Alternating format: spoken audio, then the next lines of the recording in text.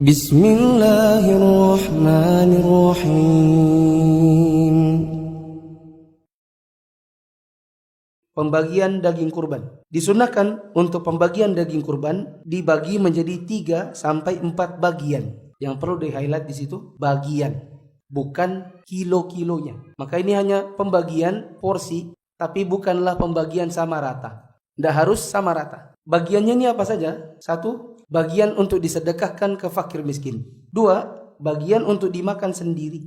Bahkan sebagian ulama mewajibkannya, tapi yang benar bukan wajib, cuma sunnah. Makanya bila kita di sini kurbannya di tempat lain, hukumnya boleh. 3, dihadiahkan kepada kerabat atau orang lain yang bukan miskin. 4, disimpan untuk perbekalan lebih dari 3 hari jika tidak terjadi musim paceklik atau krisis makanan. Adapun jika terjadi musim paceklik atau krisis makanan, maka tidak boleh disimpan, melainkan harus dibagi langsung. Setelah dicincang-cincang, maka itu hewan dibagi menjadi 3 bagian. Yang 3 bagian ini tidak harus sama rata. Ada sedekah, ada makan sendiri, dan ada hadiah. Kalau kita di rumah cuman sendiri, atau kita sama istri dengan anak kecil-kecil yang gak bisa juga makan daging, maka jangan 10 kilo. Antum ambil sedikit saja, mungkin 2 kilo cukup. Nanti orang miskin dibanyakin. Sisanya ada yang buat hadiah. Antum pikir-pikir, misalnya ada teman yang dia gak miskin, tapi dia juga gak kurban. Uangnya pas-pasan. Maka boleh antum hadiahkan sama dia. Bahkan sebagian ulama mengatakan, sampai-sampai pun jika dia adalah orang kafir, boleh. Bila keluarga antum banyak, istri antum 4, anak antum ada 13.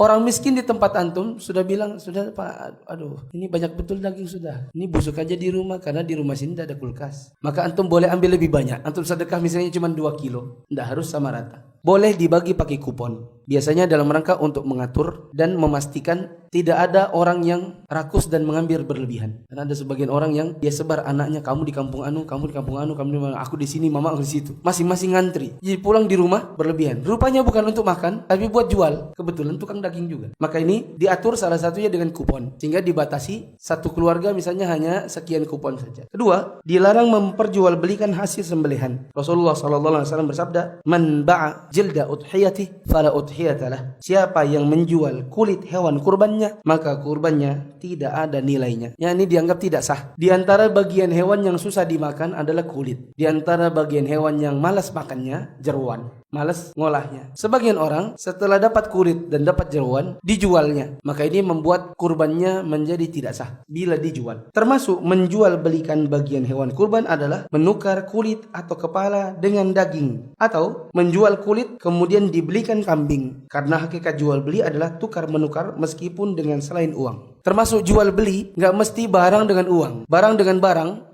yang kita sebut dengan apa? Barter, itu termasuk cabang jual beli. Maka kalau ada yang berkata begini, itu kulit hewan muka? Iya. Mau diapain? Nggak tahu juga mau diapain. Tukeran lah. Kebetulan aku punya usaha kulit. Ku kasih kamu kepala. Tukeran dia sesama pengkurban. Yang punya kepala ngasih kepala, yang punya kulit ngasih kulit. Maka ini termasuk jual beli. Dan ini membatalkan kurban keduanya. Termasuk darinya jual beli adalah mengupah tukang jagal pakai kulit atau pakai kepala. Misalnya jagalnya bilang, "Pak, saya aja nanti yang sembelihkan sapinya sampean, tapi saya doorstep itu kepalanya." Maka ini termasuk diantara bentuk jual beli. Karena si tukang jagal itu aslinya boleh diupah. Manakala dia bilang, "Saya upahnya dosa uang, saya minta kepalanya aja," itu namanya ngupah tukang jagal pakai kepala sebagai pengganti uang yang harusnya keluar. Dan itu termasuk jual beli namanya. Menjual belikan tenaga dan kemampuan menjagal dengan kepala. Kalau tukang jagalnya miskin, berarti itu bukan upah namanya, melainkan sedekah. Dia sudah ambil kepala dan dia bilang, "Aku nggak usah kasih uang." Bagaimana? Apa itu nanti jadinya jual beli juga? Mau dikasih uang, dia bilang, "Nggak usah, aku kepala aja." Tapi dia miskin. Bagaimana ini? Maka jawabannya tergantung niat. Kalau memang dia niatnya, saya memang nggak usah dibayar. Karena yang manapun, saya juga nggak dibayar. Berarti dia memang aslinya free jagal. Tapi kalau memang dia sebenarnya aslinya kita tahu sebenarnya bukan upah. Buktinya yang lain dia mintain upah. Cuma dia nggak minta dari kita karena dia merasa sudah dapat kepala, maka ini kasih uang ke dia. Bapak terima dulu uangnya. Soal bapak ndak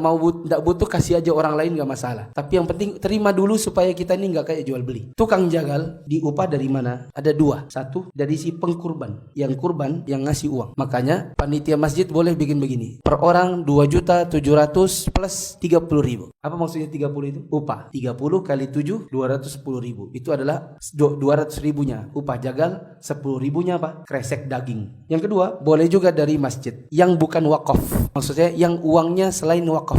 Misalnya ada kotak infak yang jamaah meniatkannya bebas, maka boleh dipakai. Misalnya saja panitia kelupaan minta uang. Panitia dia cuma bikin tulisan 2.700.000. Lupa dipikirkan oleh panitia itu tentang upah jagal. Pas orang bayar 2.700.000, waktu beli pas uangnya habis. Mau dimintai lagi itu kurbannya ndak enak. Mintanya juga cuma 30.000, dimintain satu persatu. Sapinya 7 kali 7 49. Keliling rumah 49 hanya untuk tagih 30.000. Kayaknya memberatkan banget. Maka boleh saja diambil dari kas bebas, asalkan itu bukan yang bagian apa? Wakaf. Menjual kulit yang dilarang adalah menjual kulit sebelum dibagi atau disedekahkan, baik dilakukannya oleh panitia maupun dilakukan swahibul kurban. Adapun setelah proses pembagian, maka orang yang menerima kulit boleh memanfaatkan kulit tersebut sesuai dengan keinginannya, baik dijual maupun pemanfaatan lainnya karena sudah menjadi haknya. Ini ada kulit, ini kulit misalnya. Kulit ini tidak boleh langsung dijual. Apakah yang menjualnya adalah si pekurban ataukah panitia? Ada 50 sapi, ada 100 kambing, kulitnya ditumpuk-tumpuk. Panitianya panggil tukang kulit, pengrajin kerupuk kulit, panggil nih, beli, langsung dijual. Tidak boleh, menyebabkan kurbannya menjadi tidak sah. Apalagi kalau yang jual adalah si pekurbannya sendiri. Jadi itu kulit diapain? Jawabannya kulit-kulit ini setelah ditumpuk cari yayasan sosial atau pesantren. Hibahkan dulu mereka. Ini adalah kulit hibah hadiah buat pesantren. Nanti oleh pesantrennya baru dijual ke pengrajin kerupuk kulit. Ini yang boleh. Karena setelah dihibahkan berarti sudah jadi haknya. Begitu juga daging nggak boleh langsung dijual. Misalnya oh ini banyak daging nih. Yaudah panggil penjual daging aja. Kita jualin aja. Nanti uangnya buat sedekah. Ini membatalkan kurban.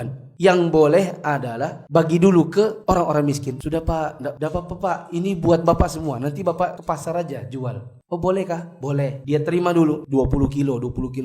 Dia makan paling cuma 3 kilo. 17-nya besok subuhnya dibawa ke pasar, ke tukang daging, diobral. Bolehkah ini? Boleh. 3. Larangan mengupah tukang jagal dengan bagian hewan sembelihan. Diupah pakai uang? Boleh. Dikasih karena dia miskin? Boleh. 4. Makan-makan panitia dengan satu kambing atau jatah khusus. Sering terjadi, kadang-kadang sebagian panitia berijtihad sendiri, yaitu 2 kambing disembelih pagi-pagi lalu langsung dimasak sama ibu-ibu. Akhirnya yang terjadi apa? Pertama ikhtilat, ya kan? Karena ibu-ibu ikut-ikutan di situ. Jadi bapaknya anu sama istrinya anu berhadapan-hadapan cincang-cincangan. Kemudian ada bagian hewan yang langsung dimasak sama ibu-ibu. Dibuat makan siangnya panitia. Ini sebenarnya nggak boleh. Karena ada bagian dari hewan yang jadi terluput bagiannya. Kan tadi bagiannya harusnya 3. Ketika langsung dimasak semua, makin jadinya cuma 1, yaitu hadiah doang. Yang sedekahnya nggak ada, yang dimakan oleh si pengkurbannya juga nggak ada. Kecuali begini, ini daging hewan. Hewan pertama sudah. Ini daging yang buat si punya kurban. Ini daging yang buat sedekah. Ini hadiah, kasih panitia. Ini masak, boleh. Yang nggak boleh itu cincang-cincang semuanya buat masak. Akhirnya si pengkurbannya datang, mana hewanku? Sudah dimakan semua di sana, katanya. 5. Solusi masalah kulit. Solusinya adalah hibahkan dulu ke ponpes atau yayasan yang lain, baru nanti oleh ponpes dan yayasan tersebut dijual. 6. Tempat pembagian atau penyaluran. Tempat pembagiannya adalah di mana orang tersebut berdomisili. Tapi tadi sudah saya bilang, seandainya pun orang tersebut di tahun itu berkurban di tempat yang lain dan dia tidak menghadiri penyembelihannya, maka ini tetap boleh. Tapi yakinkan bahwa ada maslahatnya.